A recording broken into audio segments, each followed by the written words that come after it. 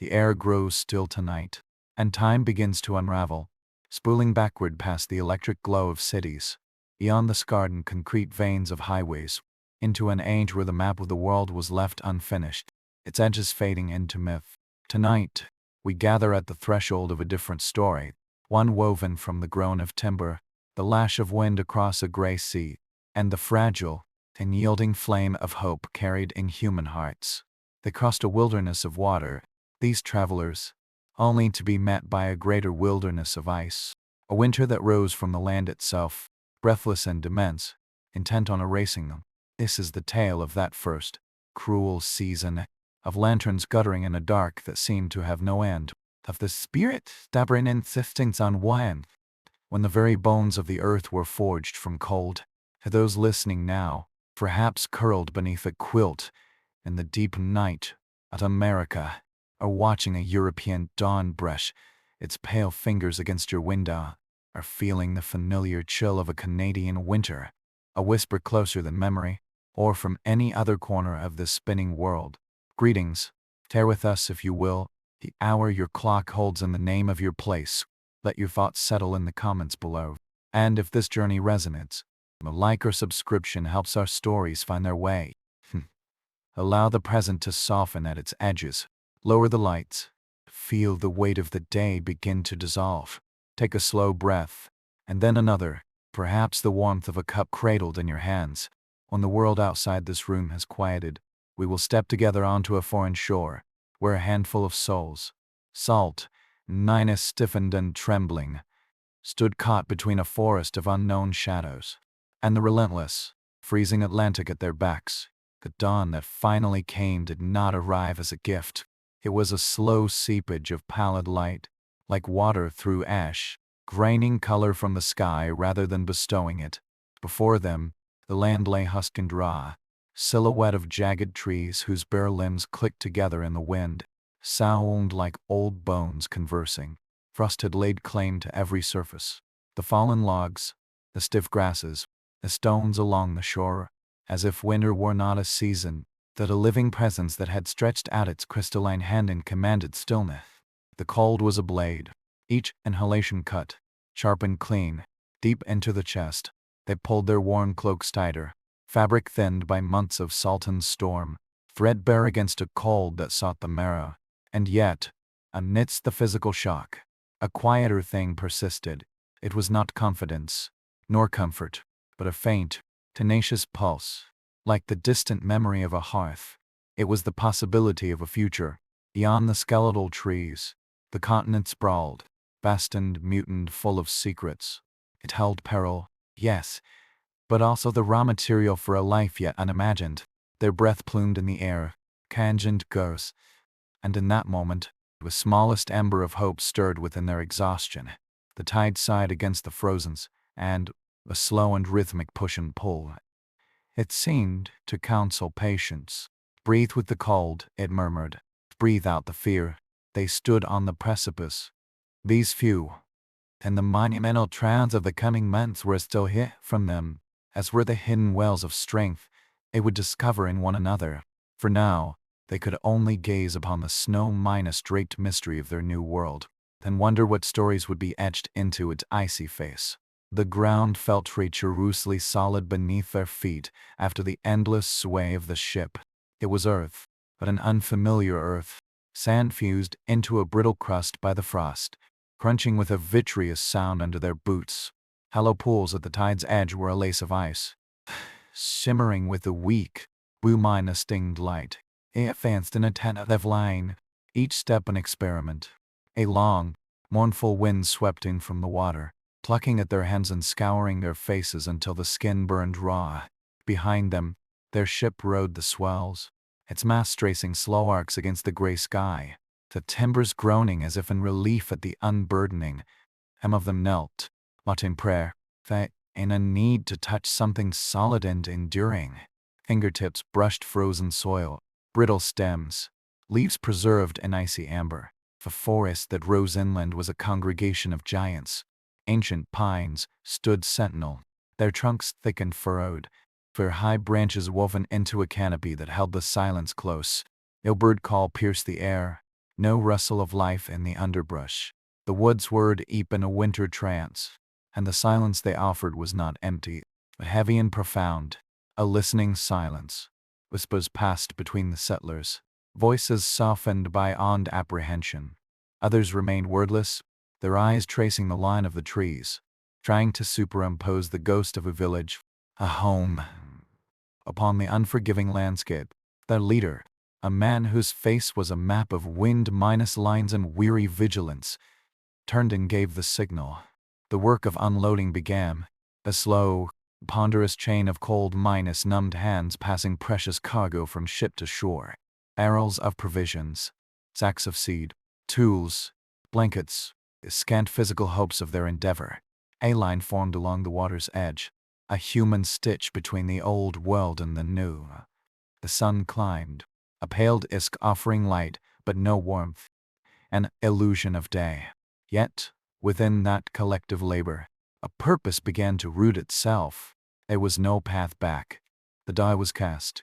Ahead lay a calculus of survival, work, endurance, and a winter they were only beginning to comprehend. But, in the very act of moving their stores ashore, they felt the first faint thread of defiance being spun. Steel filament woven into the core of their weariness. Time as a currency they could not afford to waste. Winter's breath was already on their necks, sharp and insistent, and moved inland from the shore. The cold settling more densely among the trees, they chose a clearing where the forest's grip loosened, allowing a miserly silver light to filter down. The ground was uneven, a patchwork of frozen leaves and hard earth. Here, they would build their first defense. The sound of axes biting into wood broke the forest's deep quiet. It was not the frantic sound of panic, but a measured, rhythmic thud-thud-thud. A heartbeat being first into the silent rand. With each swing, chips of frozen bark flew, releasing a sudden, pungent scent of pine sap, the first truly welcome smell of this new place. Logs, heavy with the cold, were dragged into the clearing, requiring many shoulders to lift and position. Breath steamed from their lips in frantic clouds. Their gloves grew stiff, as forming in the seams. Slowly, the skeleton of a shelter emerged from the earth. The crude architecture of hope. Nearby, a small fire was kindled, its flames dancing a fragile, braved ants against the immense cold. It provided little real heat, but its light was a talisman. Children, cheeks flushed scarlet, clustered at the edge of the activity, their eyes wide.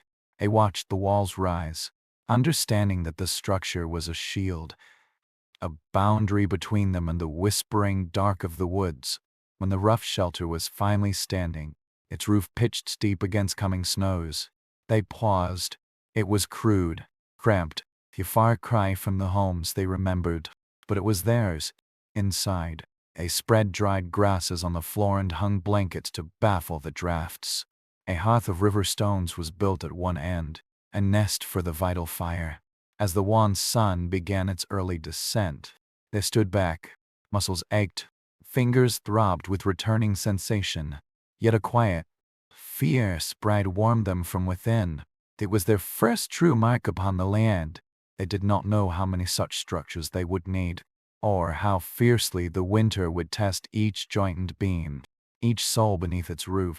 Darkness fell with a swift, absolute finality. The last light drained from the sky, leaving a band of icy blue that quickly surrendered to black. The cold outside became a palpable entity, sharpening its teeth.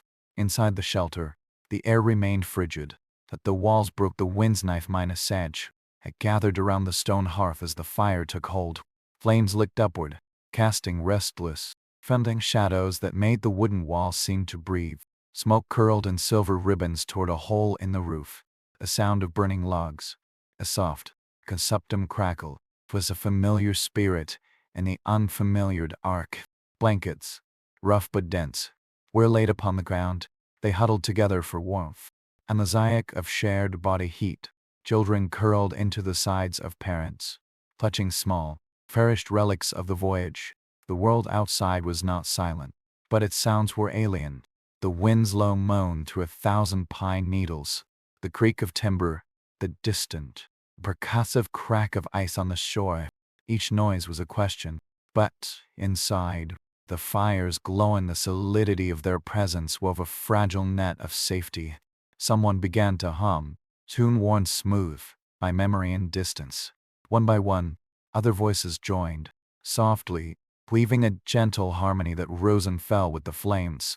It was a lullaby for themselves, a spell against the vast unknown. As the fire burned down to a bed of pulsating embers, their eyes grew heavy. Outside, the winter night deepened its hold. Inside, fortified by song and shared warmth, they slipped into dreams. Some dreamed of sun-minus warmed fields across the ocean. Others, perhaps, dreamed of the forest, not as a threat, but as a puzzle waiting to be understood. Morning arrived as an infiltration. The cold had crept in during the night, laying a thin, glittering rind of frost on the inside walls. The last embers in the hearth pulsed faintly, like a slow, red heartbeat. They stirred with stiffness, limbs protesting the chill that had settled into joints and sinew. Blankets were relinquished reluctantly, releasing pockets of trapped warmth into the frigid air. Outside, the world was suspended in mist. It curled around the bases of trees, softening every edge. The forest was a monochrome etching, utterly silent. The sky was a sheet of blank parchment, stretched taut. They clustered around the fire pit, where a few careful breaths coaxed the embers back into flame. The fire grew, its light a welcome assault on the pervasive gray. Breakfast was a silent ritual.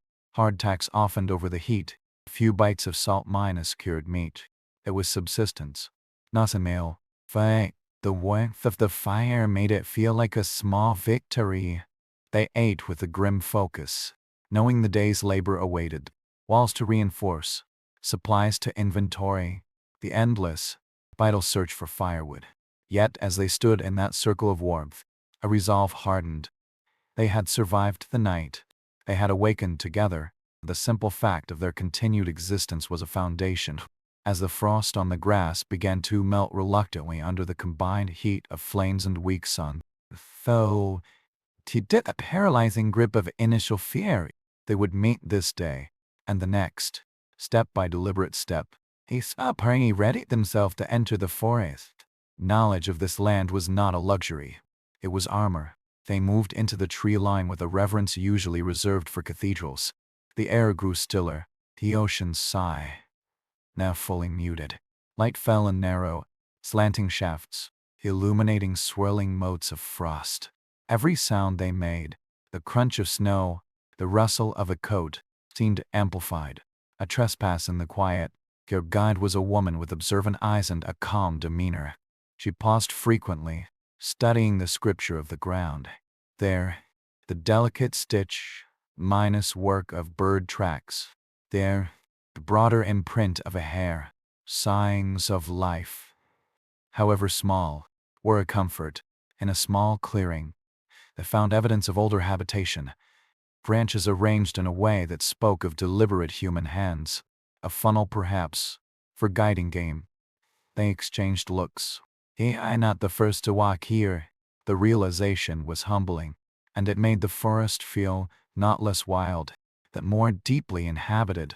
They spoke in hushed tones, as if in the presence of something sacred. They gathered fallen wood for kindling, scraped resin from bark, and marked certain trees with subtle nicks to guide their return. The silence here was not absence. It was a presence, old and patient, wrapping around them. Hours later, as a colorless afternoon began to bleach the sky, they turned back, emerging from the woods to see their shelter. A thin line of smoke rising from its chimney was like seeing home for the first time. The forest had not offered friendship, but it had not rejected them either. It had given them a first lesson. To survive here, they would have to learn its language.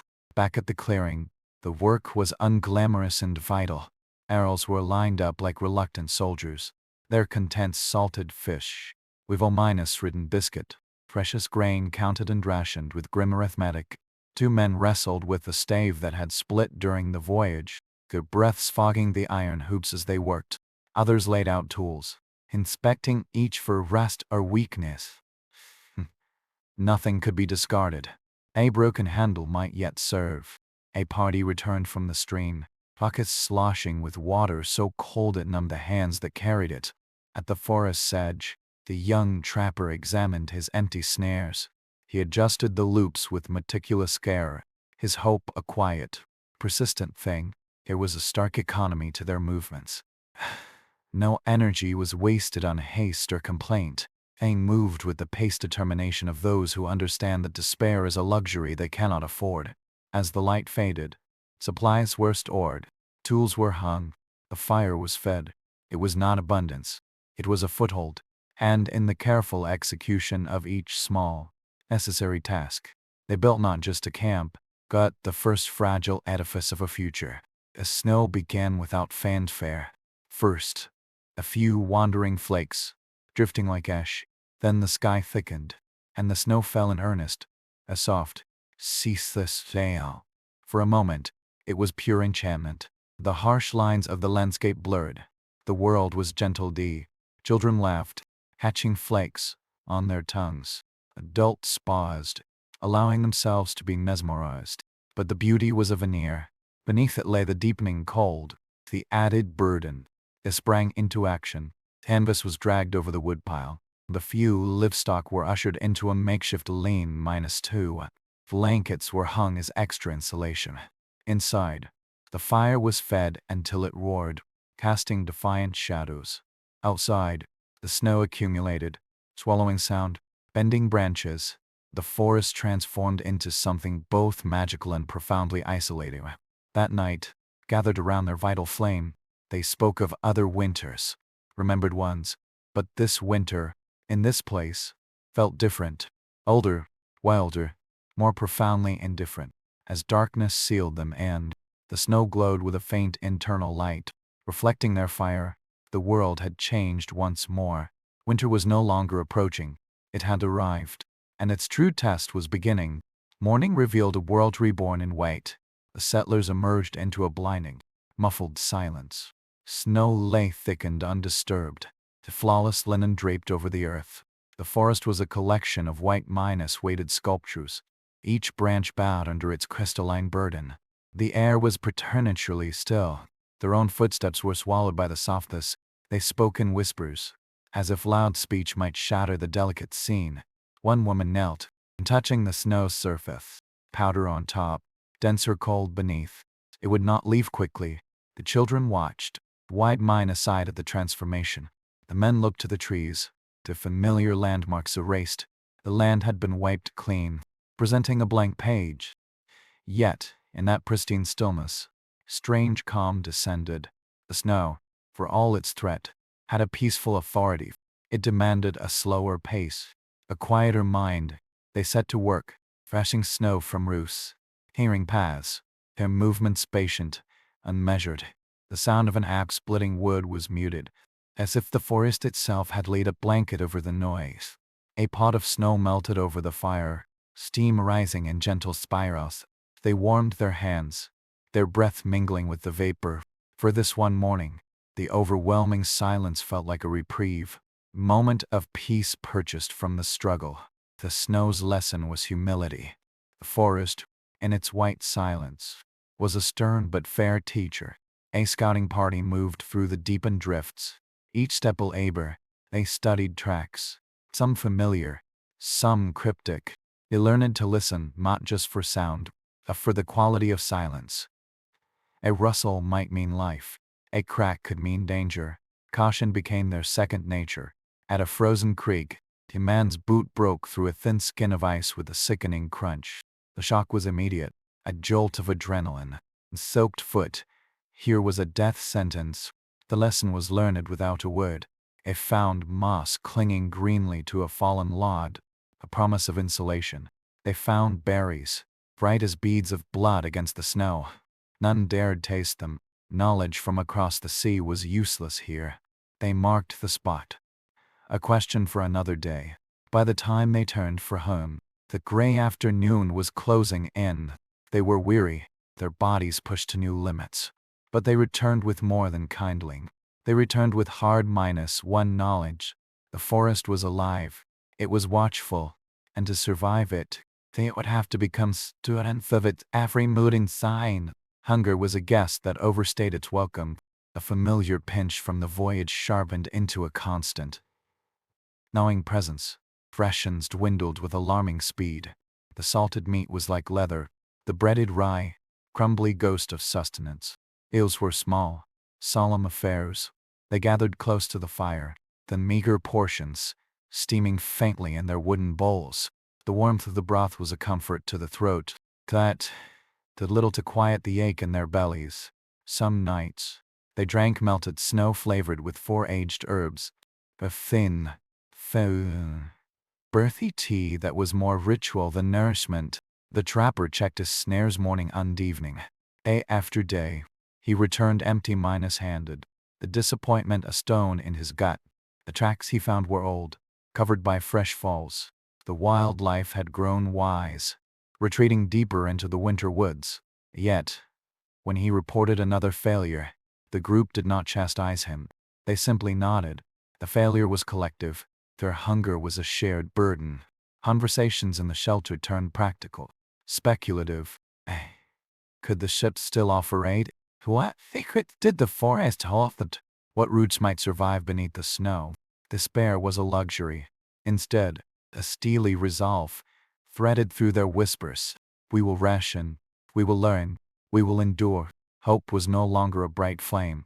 It was the stubborn glow of an ember, carefully guarded, fed by shared purpose and the sheer refusal to let it die. The storm announced itself with a shift in the air, a deepening heaviness. By midday, the wind awoke, a low groan building to a shriek. Snow fell not in flakes, but in driven sheets, horizontal and stinging. The world dissolved into a roaring white chaos. They moved with urgent purpose. Supplies were secured. The lean -2 was braced. The wind tore at their clothes, living for trying to pluck them from the earth. Inside, they fortified their position. Blankets were layered. Firewood was stacked within easy reach. The hearth -fire was built up until the flames leapt, growing wild, dancing light. As the storm's fury peaked, the forest vanished behind a wall of blurring white. The wind screamed against the walls, finding every seam, testing every joint. The shelter trembled, sobering reminder of its fragility. Children clung to parents, eyes wide with a fear that was not of the dark, but of the elemental rage outside. To calm them, an elder began to speak, her voice a steady thread woven through the howl. She told of winters past, of families gathered in snug houses, of stories told by firelight. Her words were a spell, the invocation of warmth and continuity. Outside, the blizzard raged, an endless exhalation of winter's might. Inside, huddled together, they held fast. The storm, for all its power, could not extinguish the small, fad flame of their community. When sleep finally came, it was to the lullaby of the wind and the sod, reassuring presence of others nearby. They drifted off knowing the storm would pass, and they would be there when it did. The calm after the storm was disorienting. The settlers awoke to a silence so deep it rang in their ears. The wind was gone, leaving behind a cold so sharp and still it felt like the air itself had frozen. Pushing open the door, they met a wall of snow. The drift reached nearly to the lintel.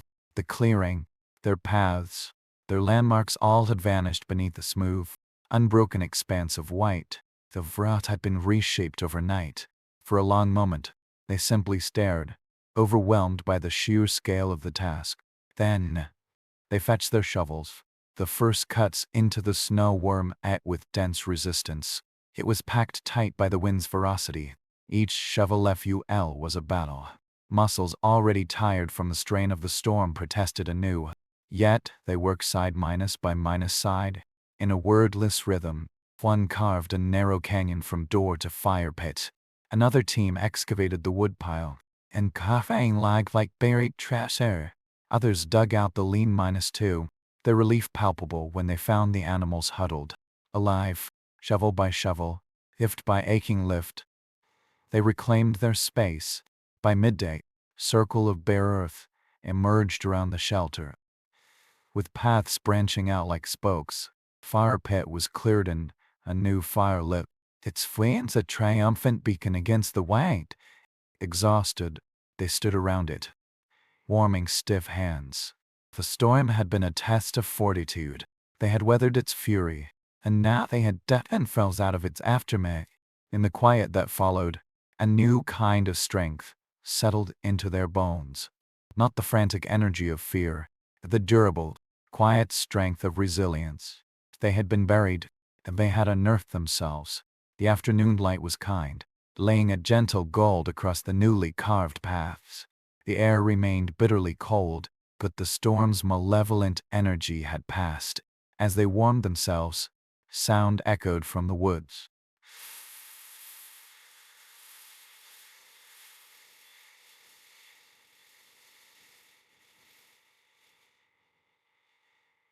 Not the crack of snow-laden branches, but a subtle, living rustle.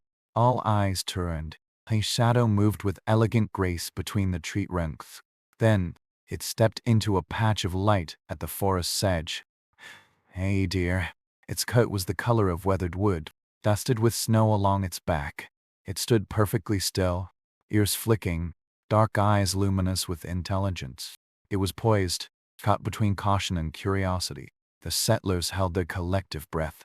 This was more than potential food. It was a sign, a message from the wilderness that life persisted here, that the land was not a barren void. The deer lowered its head.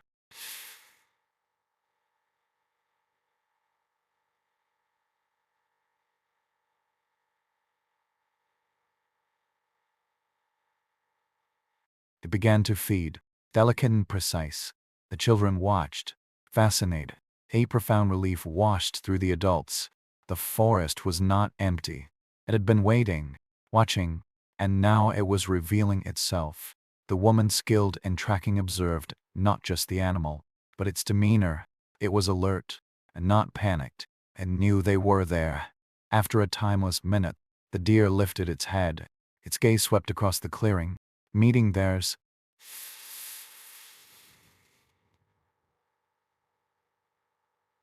In one fluid motion, it turned and vanished into the trees, leaving only the impression of its graceful passage. The silence that followed was different. It was filled with the echo of life. The shared look that passed between the settlers was one of wonder and rekindled hope. In the deep heart of winter, the smallest sign of another creature's thriving was a powerful tonic. It was a promise, whispered on the cold air, that they were not alone in their struggle to endure. As the pale afternoon waned, the most urgent task called, firewood. The storm had taught them the cost of letting the flame die. A party ventured back into the forest, sleds in tow. Beneath the canopy, the snow was shallower. They searched for deadfall, for standing dead trees that rang hollow under a knuckles tap. An older man selected one, his axe rising and falling in a steady rhythm. The sound of splitting wood was clean and sharp in the cold air. Elsewhere, a woman gathered dawn fillets of brittle twigs, perfect kindling, kicking off the cloaks of snow. The forest watched them work, its ancient stillness a presence they were learning to respect. Slowly, the sleds filled, heavy logs were rolled onto the runners.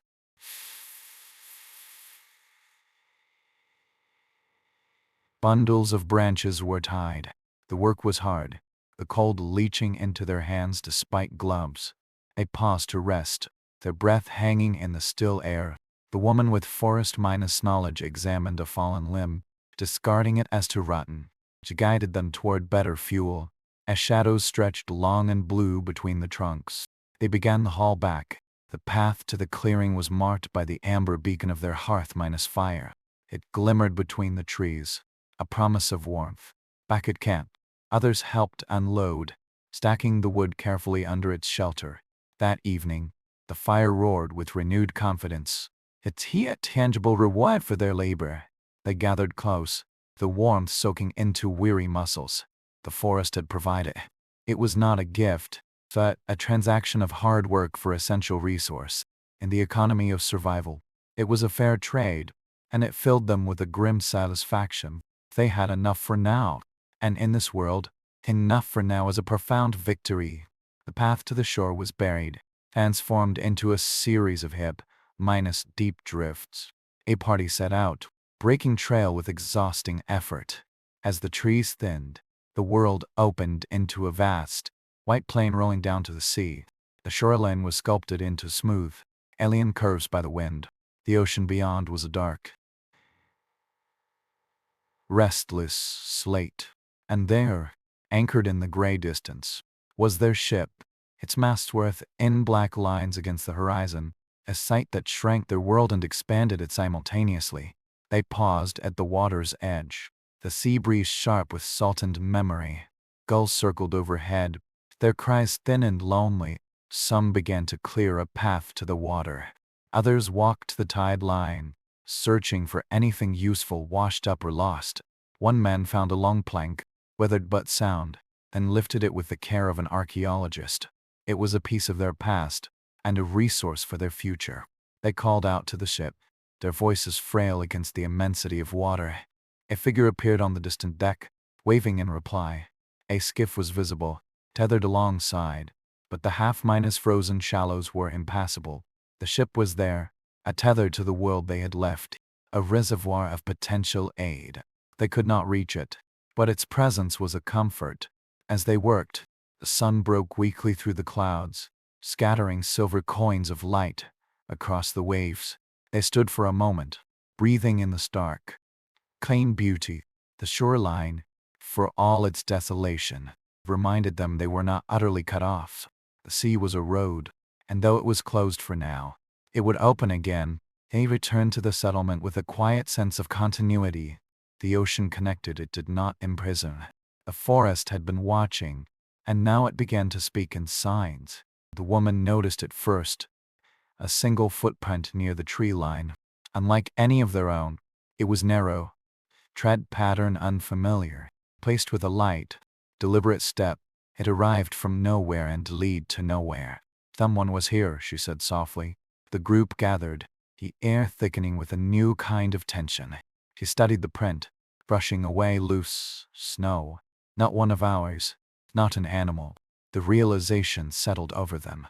They had long sensed they were not the first people in this land. They had seen subtle signs. Now, the sign was unmistakable. The forest had inhabitants, and one of them had come close, observed, and left a single, eloquent mark. It was not a threat. It was an announcement of presence. The settlers exchanged glances unease, curiosity, respect. They did not erase the track. They did not dare to follow it. They simply acknowledged it, a silent nod to the unseen neighbors who shared this winter. For the rest of the day, as they went about their work, the knowledge hummed beneath the surface. The footprints often slowly under fresh snowflakes. Its impression remained in their minds. They were guests, and a good guest is mindful of the host. The morning gift was a bundle, left deliberately beside a prominent pine. Wolfen reeds held dried berries and strips of smoked meat. Atop it rested a piece of bark, carved with a single, unfamiliar symbol. The settlers approached it with reverence. The forest-wise woman lifted it gently. Inside, the food was precious, a direct answer to their creeping hunger. Her eyes softened with understanding. Thea struck all she murmured. A wave of profound gratitude, tinged with awe, passed through them. The older man studied the symbol, a sign of peace, or at least, acknowledgement. They carried the bundle inside, dividing its contents with solemn care. The taste of the smoked meat was foreign, complex, nourishing to both body and spirit.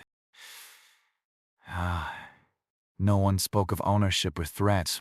He spoke of the grace of an unexpected gift. In response, the woman took a small, embroidered token from her own belongings. She walked to the same pine and placed it carefully in the snow, a silent thank you offered to the trees. The forest remained quiet, but clearing felt fundamentally altered. An invisible thread had been spun across the snow, connecting to groups of survivors. The winter remained fierce, but it no longer felt quite so lonely. Compassion, they learned, could flourish even in the frozen ground.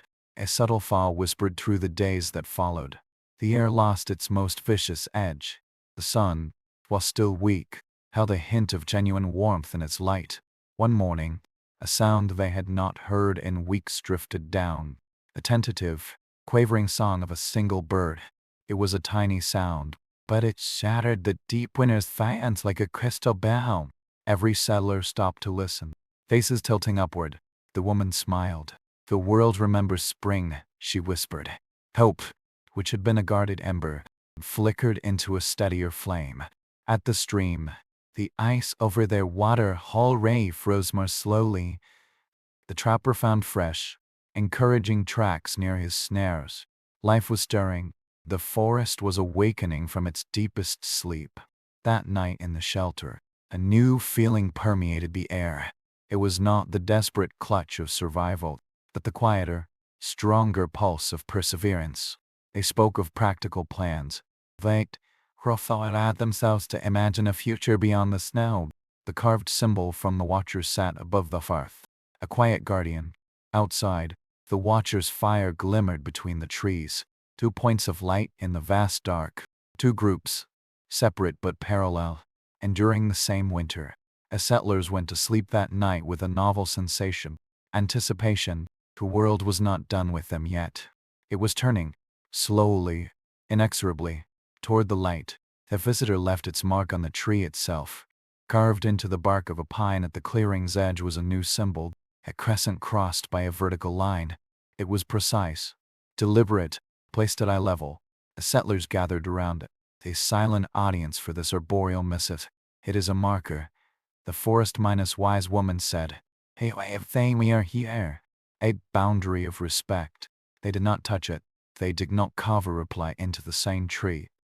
Instead, they bowed their heads before it. A collective gesture of recognition. The act was simple, but profound. They were communicating now, not with words or even gifts, but with the shared language of acknowledgement. The tree stood as a living treaty, a testament to a fragile, growing understanding. For the rest of the day, the settlers moved with a lifted spirit. The symbol was a fixed point, a sign that they were seen not as phantoms or invaders, as presences worthy of note. The forest was no longer just a source of threatened resource. It was becoming a shared home. The next offering was practical generosity. A bundle contained edible roots, dug from the still frozen earth, along with more smoked fish and a pouch of crushed medicinal herbs. Honey, an older woman breathed, touching the amber substance in a gourd. It was a treasure beyond measure. The settlers were humbled. This was not just a gesture.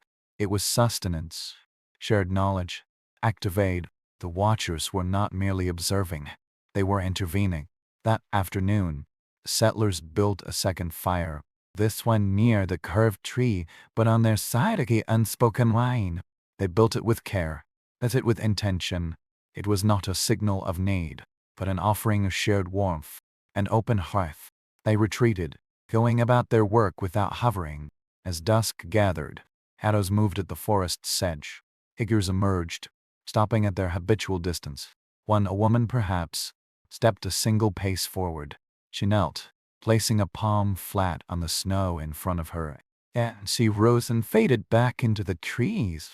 The forest-wise woman, watching from across the clearing, mirrored the gesture, her own palm pressed against the cold earth. No words, no approach, just the gestures across the space, with the new fire crackling between them. A bridge of mutual respect had been built, and now they stood upon it together. A final silence was broken at dawn. Figures stood among the trees, not hidden, not advancing. They were simply present, cloaked in furs and hides that made them seem part of the forest itself. The settlers, one by one, came out to stand in the clearing. The older man raised his hand in greeting. From the watchers, one figure inclined their head. A breath held by 2 groups was slowly released. Details emerged in the growing light, intricate beadwork, patterns of earth minus paint on faces. The quiet dignity of their stance. They were not phantoms. They were people. After a long, shared moment of silent regard, the watchers turned as one and melted back into the woods. They left no new gift, no new mark. Their presence had been the gift. The woman whispered, "They are no longer shadow." The older man nodded. "They are our neighbors." Nothing dramatic had happened. No pact was signed. No words were exchanged. Yet everything had changed. Winter's grip had not loosened, but the isolation that was its sharpest weapon had been blunted. They were part of a landscape now, acknowledged by its oldest inhabitants. The morning after the visitation, the world felt made anew. Sunlight, still pale, held the promise of warmth.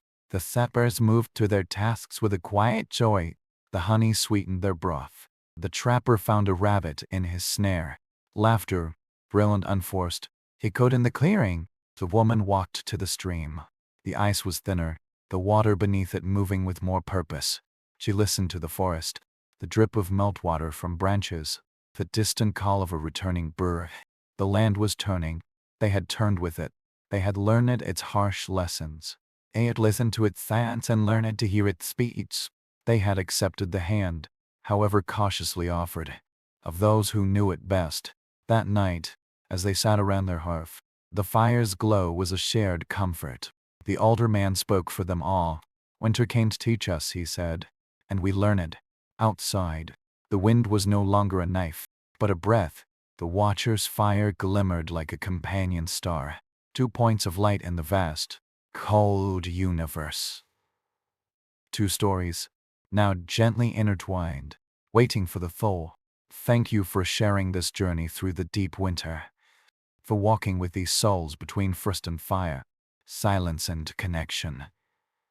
As they found their place within the cold, I hope you found a moment of peace within your own. If this story resonated, we would be grateful for your likes, subscriptions, and the stories of your own corner of the world in the comments below. From wherever you listen, under whatever sky, we wish you a peaceful night and a heart warmed by good tales. Sleep well. The silence now is a living thing. It wraps around the final embers of the fire, a soft, velvet quiet that seems to breathe with the sleeping settlers. The great test of snow and starvation has not ended, but its nature has shifted. It is no longer a siege against a faceless wilderness. It has become a shared vigil, a parallel existence acknowledged by another people. The woman who speaks the forest's language sleeps nearest the door. Her dreams are not of the old country, but of tracks in snow, not just the delicate stitch of hare or fox, but the purposeful, human print. In her dream, the print does not fade. It deepens, becoming a path, and she follows it not with fear, but with a quiet yearning to understand the hand that made it.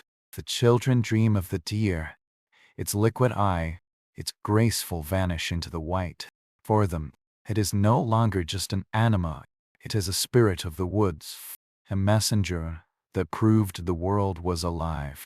Their sleep is deeper, sweeter, unhaunted by the hollow ache that had become familiar. The older man, the leader, stares into the dark long after the others have stilled. He does not see the low roof. He sees the faces at the tree line, painted with the earth's own pigments. He feels the weight of their gaze, not as judgment, but as assessment. It was a look that measured strength, endurance, intent.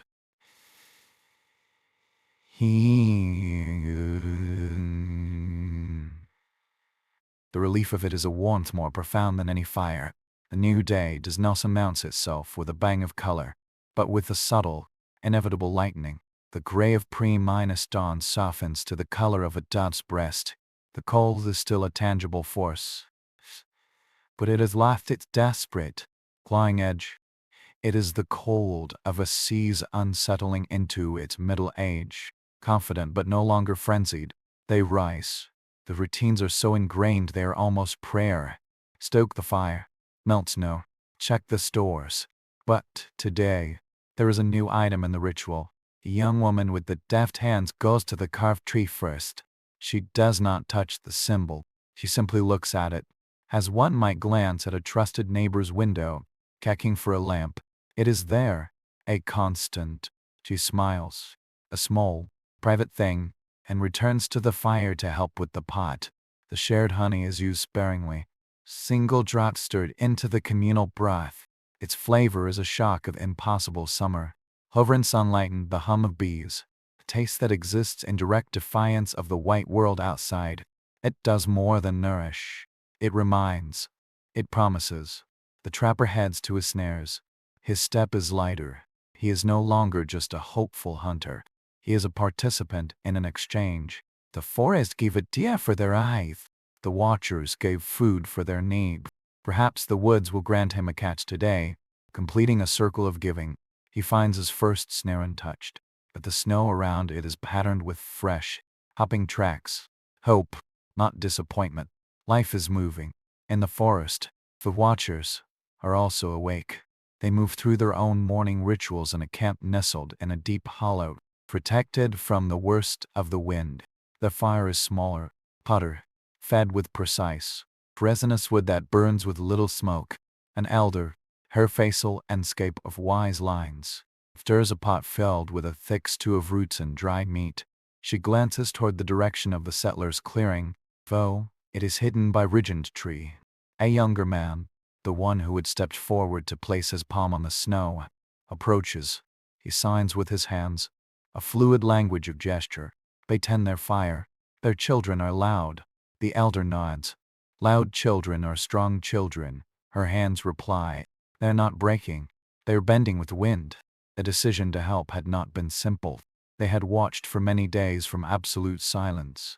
Assessing, they saw the clumsiness, the fear, the strange clothes. But they also saw the determination and the stacking of wood, the care with which the weak were sheltered, the respectful way they studied the tracks instead of blundering past. They saw, most importantly, that these newcomers did not take from the land with greedy hands. They took only what they needed to not die, and they did so with a sort of weary reverence. This was a language the forest people understood. The gift of the roots and honey was a test as much as a kindness. With the strangers hoard it, would they waste it? The watchers had observed from hidden perches as the settlers divided everything equally, as they savored each bite, as they placed their own humble offering in return. The test was passed. The bridge, fragile as a spider's silk, could bear weight. Back at the clearing, the work of the day takes on a new dimension. It is no longer just about survival until sunset. It is about preparation for what lies after the snow. The older man gathers a few others. He must think of seed, he says. A time for planting will come. We must clear a patch of earth where the sun will be strongest. It is an act of profound faith. To prepare a garden in the heart of winter is to bet your life on a future you cannot see. They choose a spot at the southern edge of the clearing, where the trees thin, the ground is iron minus hard, the snow deep. They begin the back minus breaking work of clearing it, not for a shelter, but for a purpose months away. The children join in, hauling smaller branches. They ask, what will grow here? Food, comes the answer. Green things, things that taste of earth and sun. The children's eyes shine. They have almost forgotten the taste of green. As they work, the woman looks often to the forest. He is not looking for threats. She is looking for knowledge. What do they plant, she wonders. Where does the sun touch first here? What does this land wish to grow? Her respect for the watchers has curdled into a burning curiosity. They are not just neighbors. They are librarians, and the forest is their library. She longs to ask 1,000 questions. The watchers, in their turn, are conducting their own form of study. A small party moves through the woods, following a different circuit now. They pause at the edge of the settler's clearing. Well concealed, they watch the newcomers hacking at the frozen earth. The elder among the scouts signs to his companion.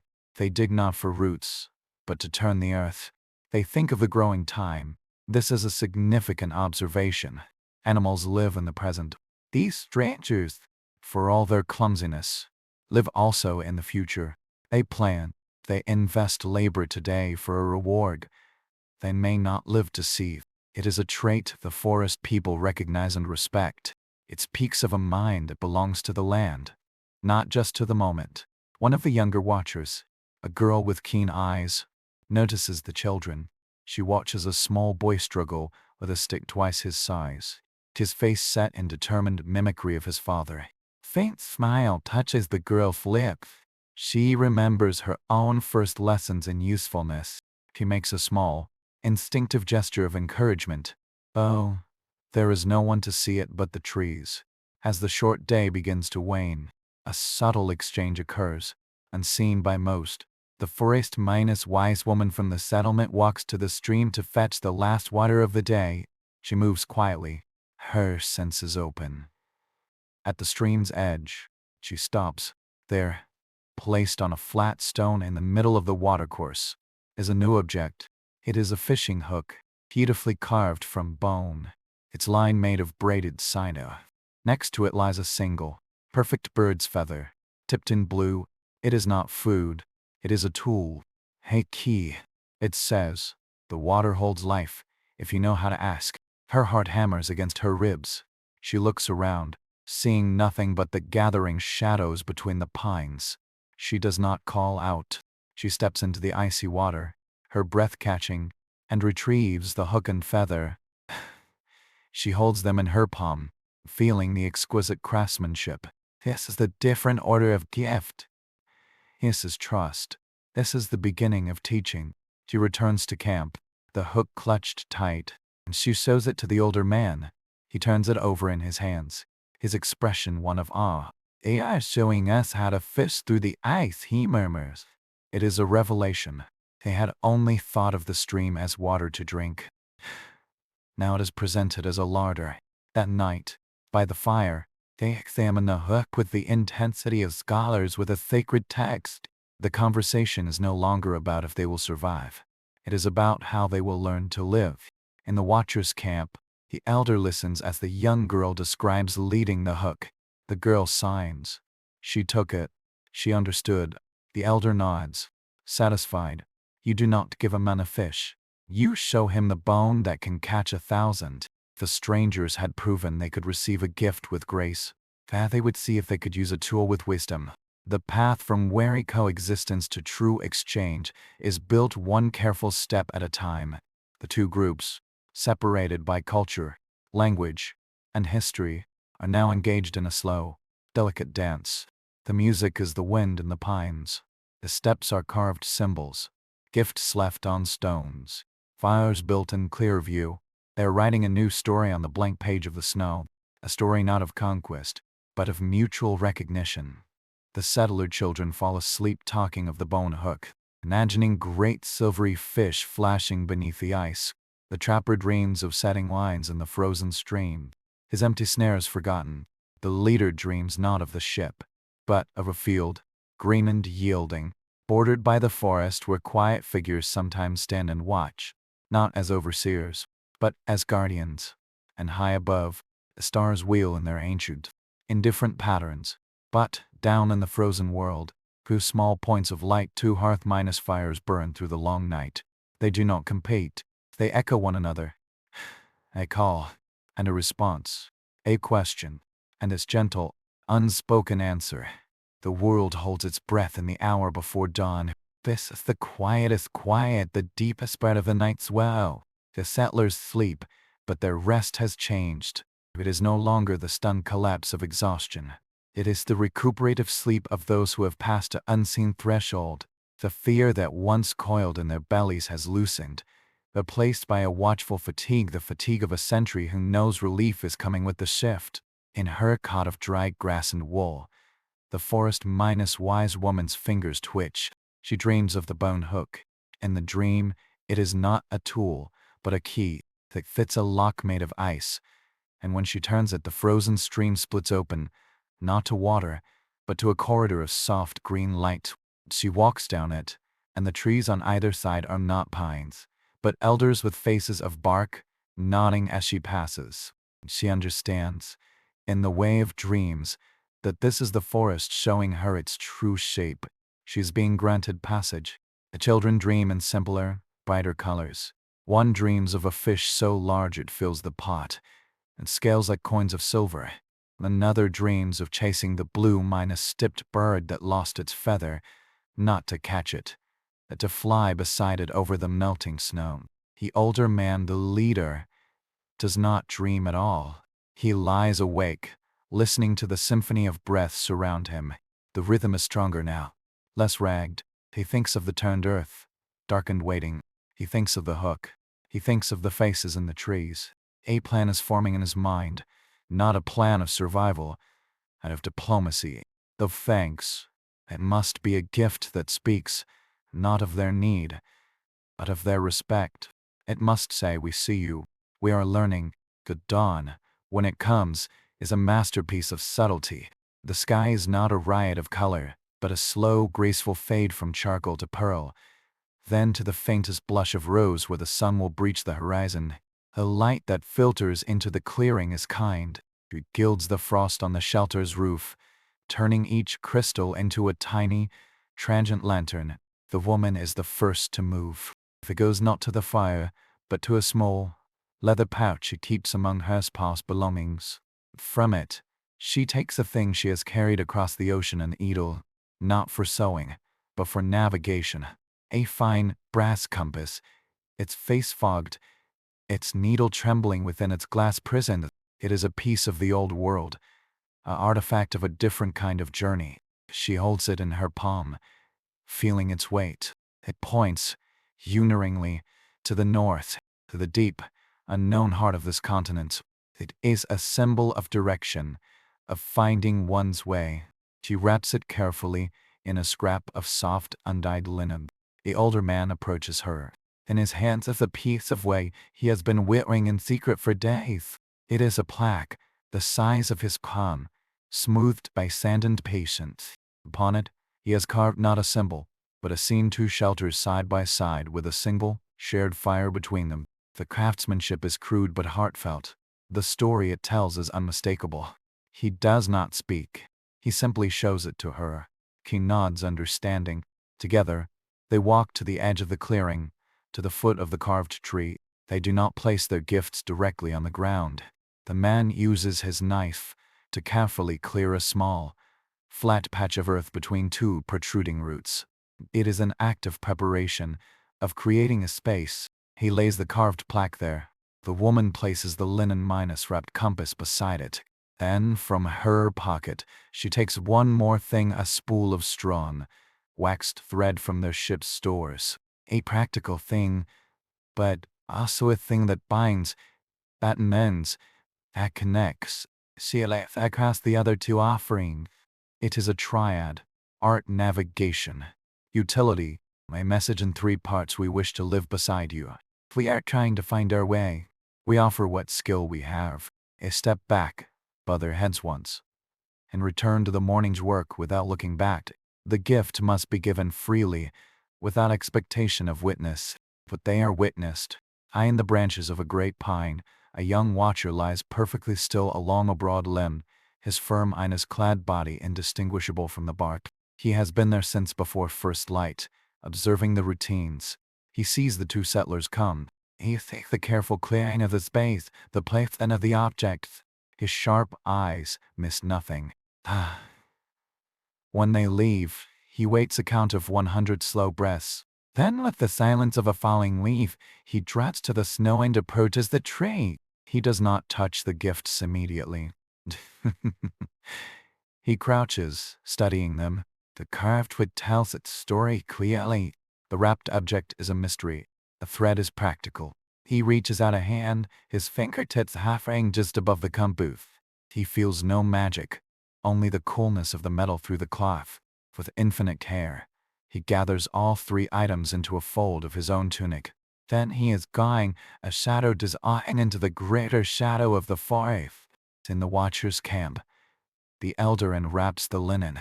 The compass is laid in her wrinkled palm. The others gather around, their expressions unreadable. The elder holds it up. The needle swings, quivers, and settles. She rotates her hand. The needle holds true. A low murmur passes through the group. They understand stars, rivers, the memory of landmarks, and a walking song. This is a different magic, a captured piece of the world's hidden pole. It is not frightening. It is fascinating. It is a piece of the stranger's truth. carved plaque is passed from hand to hand. Fingers trace the simple lines of the shelters, the shared fire. The message is not just seen, it is felt. The thread is examined, its wax strength noted.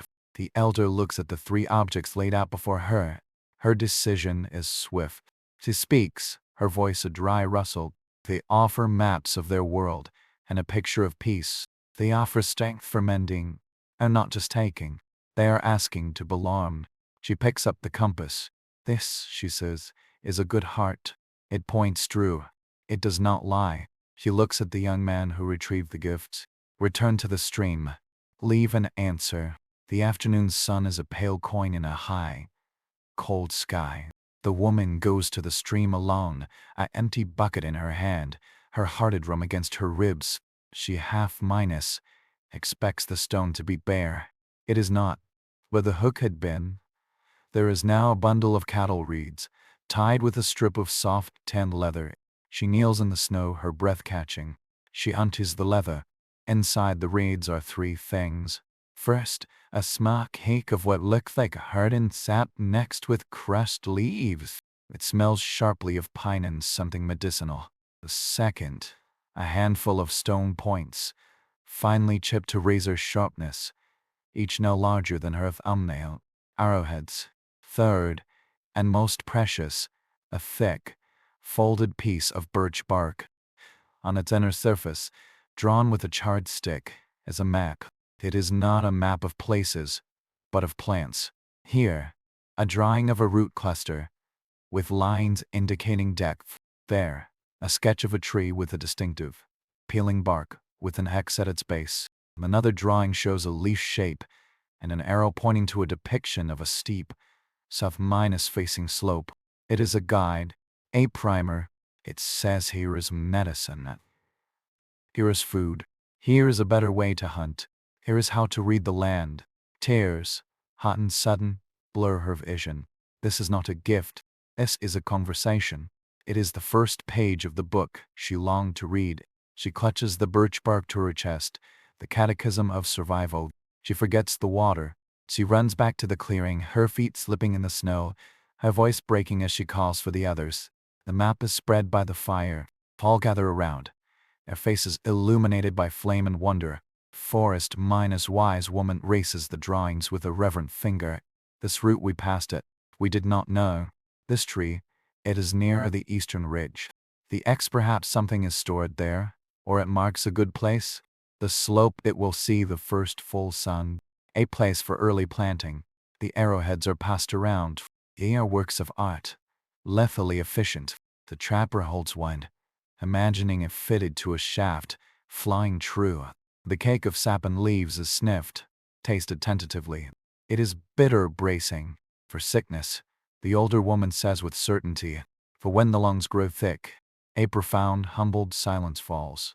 Fettlers had offered symbols of their intent. The watchers had responded with the substance of survival.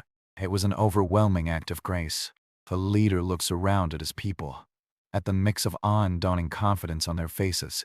"We have been given a great trust," he says, his voice thick.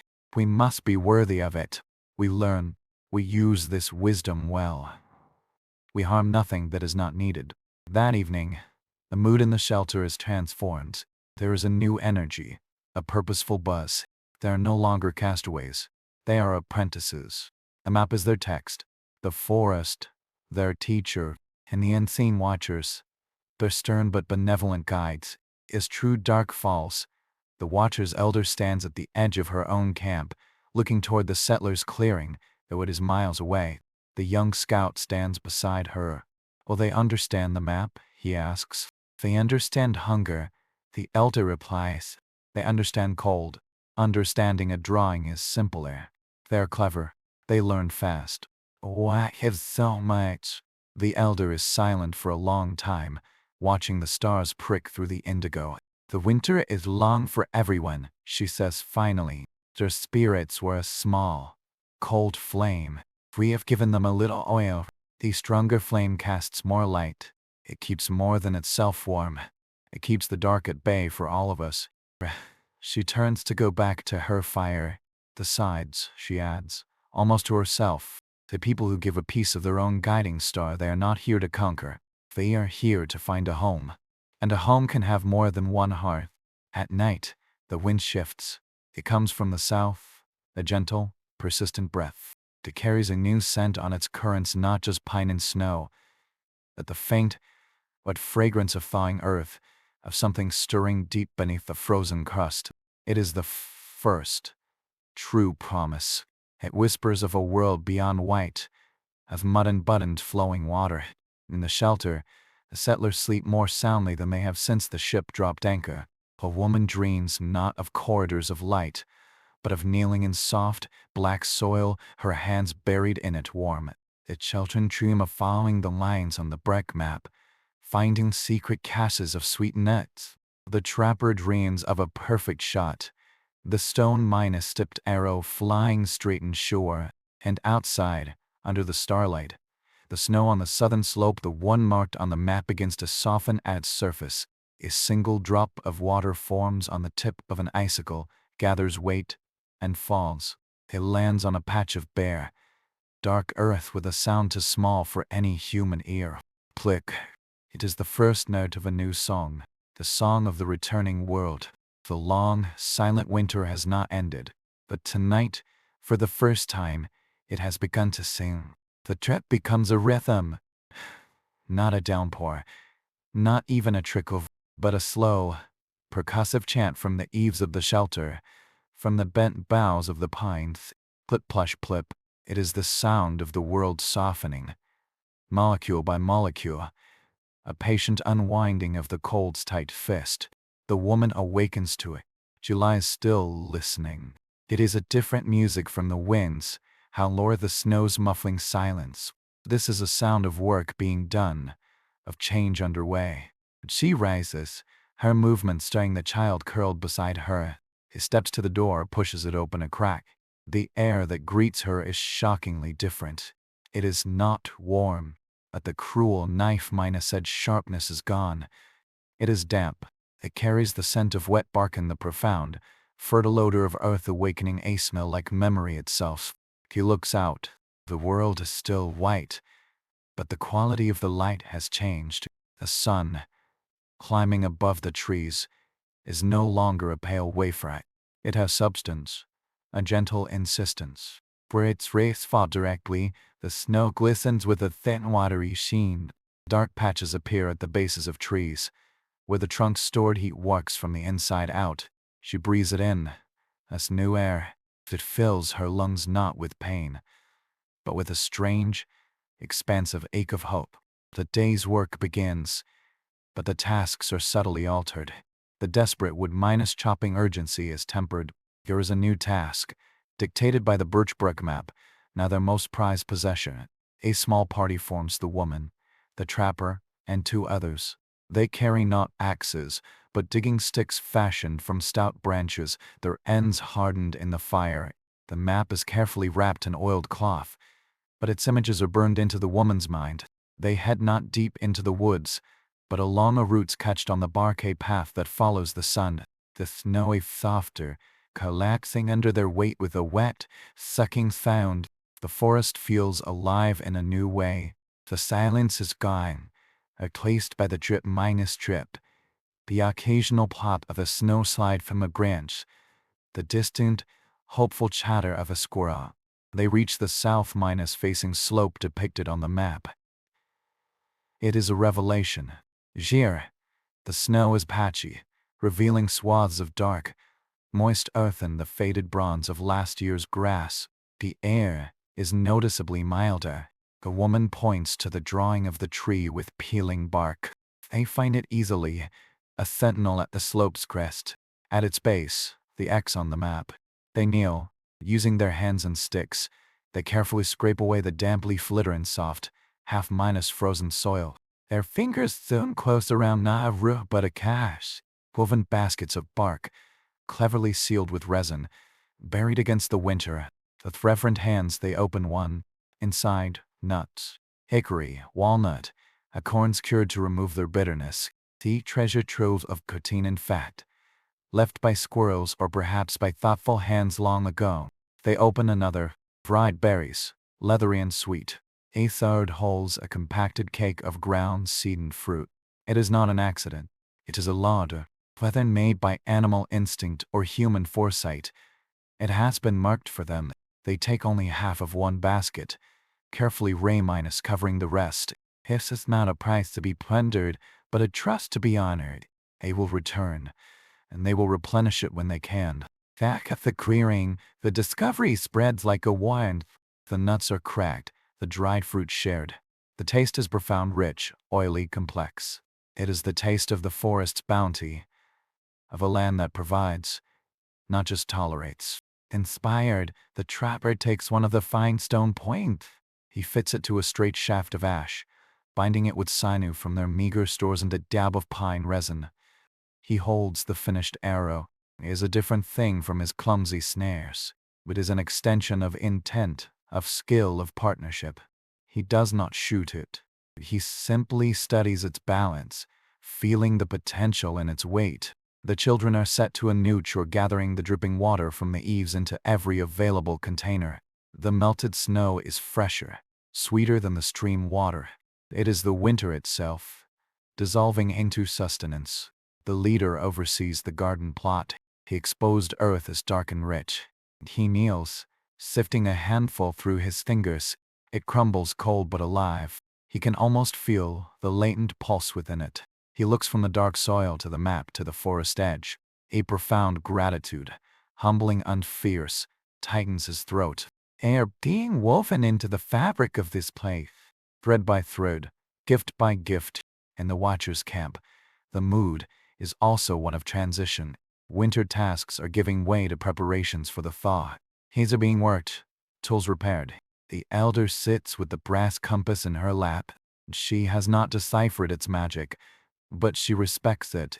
It is a piece of the stranger's spirit, and it points, always, to a truth larger than any one path. The young scout, who watches the clearing, returns. His report is not of struggle, but of activity.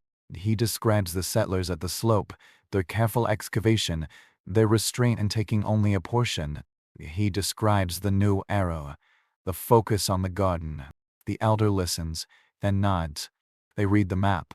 They follow the song of the land, not just the words. This is good. He pauses. The time for watching from shadows is passing. The time for speaking in daylight is near, but not yet. Let the ice on the stream break fully first. Let the first green shoot appear. Then we will meet in the open with the sun on our faces. It is a decision that hangs in the air, momentous and calm. The bridge of gifts and signs has been tested. It holds. The next step is to walk upon it. That night, a new sound joins the dripping chorus. From the direction of the stream, a low, grinding groan echoes through the woods. It is the sound of ice under stress, of the frozen skin of the water cracking as the current beneath strengthens its pulse. Every settler hears it. They listen, not with fear, but with a collected, held breath. It is the sound of the winter's backbone breaking. In the shelter, the map is consulted one more time by firelight. The woman races the drawing of the leaf a plant that signifies early spring greens. It points to a low, damp area near the stream. Tomorrow, she says, her voice quiet with certainty. We will look there tomorrow. The bone hook lies beside the map. Its purpose is now clear. It is for the time when the ice is gone and the water runs free, full of life moving upstream. The arrowhead is for the game that will grow bold with the new growth. The medicinal cake is for the ailments of damp, not of cold. Zzz. Every gift was given for this, for the turning of the wheel. They sleep, and the forest around them is anything but silent. It is a cacophony of small releases, creaks, groans, drips, the skitter of unseen creatures in the softened dark. It is the sound of a world stretching after a long, stiff sleep. The stars above are pure tinged fright, but they are quite caught now. They look like distant campfires of other worlds, keeping their own vigil over the great slow fire. The two hearth minus fires, one in the clearing, one deep in the woods, burn lower tonight. They do not need to shout their defiance into the dark. Their light is quieter, more assured. They are no longer just beacons of survival. They have become lanterns, waiting for the dawn of a new season and for the new kind of meaning it will bring. The groan from the stream swells into a deep, tectonic crack. It is not a single sound, but a symphony of fracturing, a long, jagged report that echoes off the still bare trees, followed by a series of percussive snaps and shudders. It is the sound of a chain breaking. The settlers are all awake now, standing in the pre-Inus dawn charcoal gray, their breath plummeting in air that no longer bites. They face the sound, not as a threat, but as a summons. The leader gives a single, silent nod. They gather their things: the bone hook, a length of the gifted wax thread, a knife, a blanket to kneel upon. They move as one toward the music of the breaking ice. The path to the stream is a mess of slush and mud. Their boots sink, releasing the rich, loamy scent of unfrozen earth, a smell so potent and alive it feels like a drug. The forest drips all around them, a steady baptism.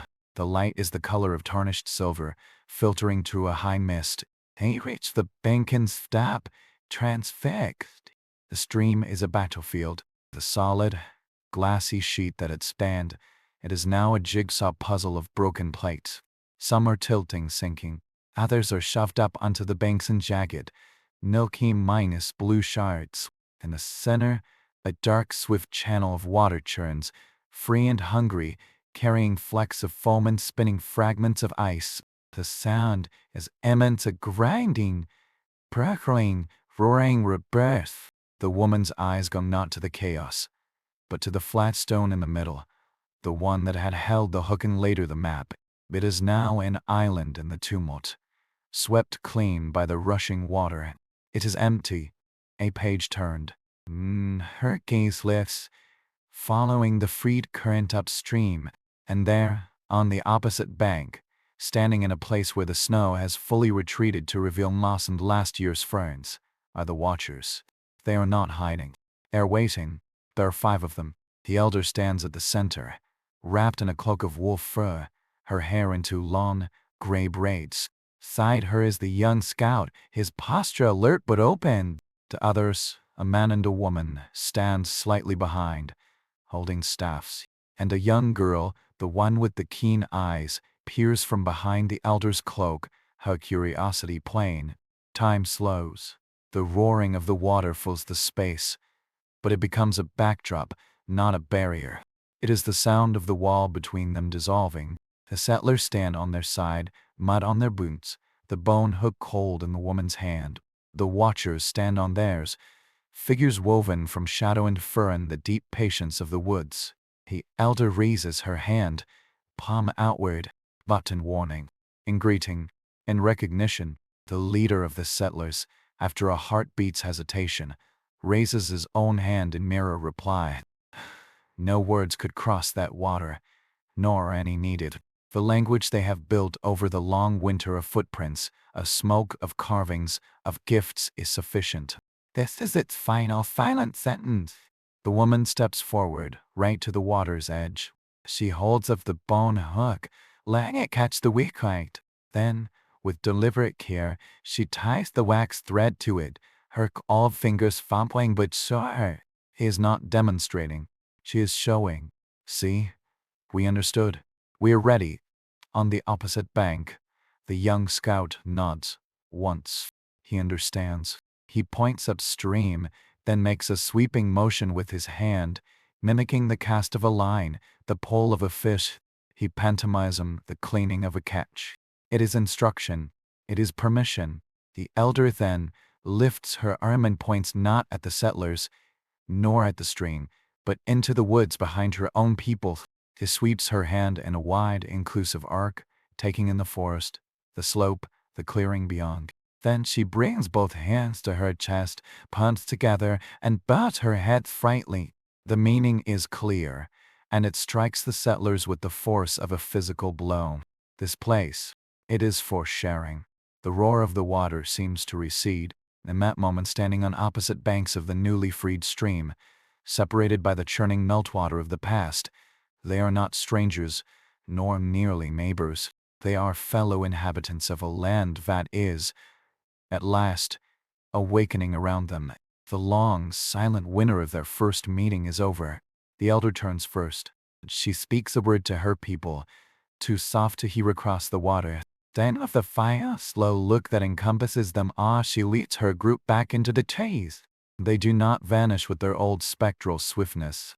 They walk visible until the undergrowth swallows them. The settlers remain, rooted to the muddy bank, the sound of the stream filling their ears, a new and different emptiness in their hearts, an emptiness that is not hunger or fear, but the spacious, ominous-filled quiet after a prayer has been answered. The woman finally looks dead at the hook in her hand. It is no longer a mysterious token.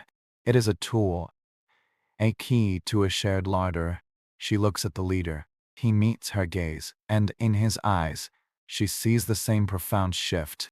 The work of surviving the winter is done. The work of building a life in the spring is about to begin. And they will not be building it alone. They turn back toward their clearing. The path is muddier, the drifts from the trees heavier. The world is wet, messy, alive, and full of noise. It is the most beautiful chaos they have ever known. Behind them, the stream carries its broken ivory of ice away, grinding it into nothing, making room for the clear, cold flow of what is to come. The mud is a promise. It clings to their boots, a thick, dark paste that sucks at every step. It is no longer the enemy, the frozen ground that repelled them. It is an embrace. Each difficult, sucking pull is proof of the thaw of the earth's willingness to yield. They walk back to the clearing in a silence louder than words. The roaring of the freed stream fades behind them, replaced by the close, intimate sounds of the waking woods, the squelch of their own footsteps, the plink minus plonk of water from 1,000 branches, the busy rustle of creatures in the wet underbrush, no longer hiding. The clearing is transformed. The snow is in full retreat, revealing a landscape they never truly knew. Patches of matted, brown grass emerge like forgotten islands. The garden plot is a dark, rich stain against the fading white. The woodpile sags, its covering canvas heavy with moisture. They stop at the center, dropping their tools, and simply look. They see it with new eyes. This is not just a refuge they clawed from the wilderness. It is a place. It has a future. They can see it, the shelter, yes, but also a larger one beside it, a garden. Not a desperate hope, but a planned plot, a smokehouse. An eating place. The woman walks to the carved tree. She touches the symbol, now wet with meltwater. It is no longer a mysterious boundary. It is a welcome sign. He looks past it, into the forest where the watchers had stood, where they had walked away openly. The trees are just trees again, but they feel different. They are no longer a wall. They are a corridor. The work that day is not about defense, but about foundation. The energy is different, less desperate, more deliberate. The leader gathers them. The stream is open. The ground softens. He pauses, searching for the word our neighbors. The time for merely enduring is past. Now we build for the season of growth. Tasks are divided with a new sense of purpose. One group begins expanding the shelter, not with the frantic haste of winter, but with an eye for permanence, lashing new logs to the frame. Another group, led by the woman, takes the map and goes foraging, not for survival, but for knowledge. We seek the leaf-shaped plant in the damp soil near the stream. They find a low cluster of vibrant green shoots defiantly pushing through the wet mulch. They take only a few, leaving the heart of the patch intact.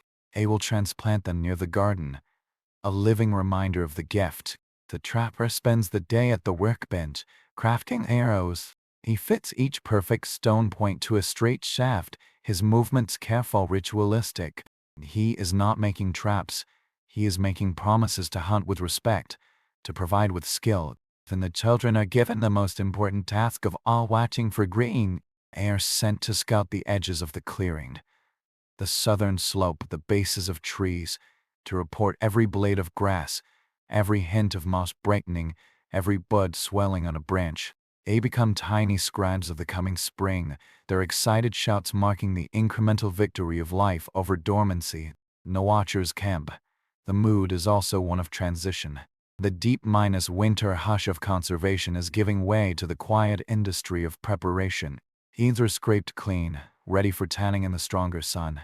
Askets are woven for gathering. The elder sits, the brass compass warm in her hand from her own skin. The young scout approaches. They are building, he says. Not just repairing. They're making their place larger. The elder nods.